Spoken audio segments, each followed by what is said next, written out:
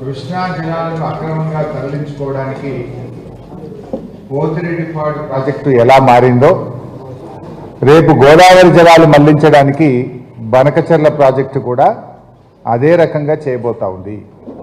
ఆంధ్రప్రదేశ్ ప్రభుత్వం ఆ ప్లాన్తోనే ముందుకు పోతా ఉన్నారు. ఇవాళ ఇంత సీరియస్ ఇష్యూ జరుగుతూ ఉంటే రేవంత్ రెడ్డి గారి ప్రభుత్వం మొద్దు నిద్రపోతూ ఉంది.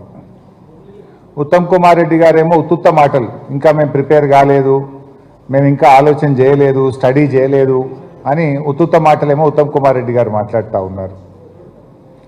ఇప్పటికే బీఆర్ఎస్ పార్టీ పక్షాన అఖిలపక్ష సమావేశాన్ని పిలవండి అని మేము డిమాండ్ చేస్తే కనీసం ఈ రాష్ట్ర ప్రభుత్వం అఖిలపక్ష సమావేశం పెట్టడానికి కూడా ముందుకు రావడం లేదు.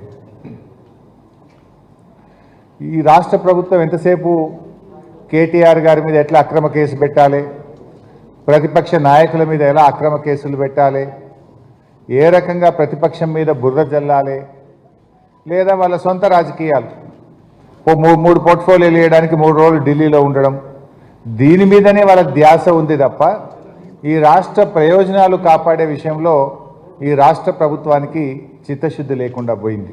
ప్రాజెక్టుల నిర్మాణానికి ఓ మాట సాయం లేదు, ఓ మూట సాయం లేదు.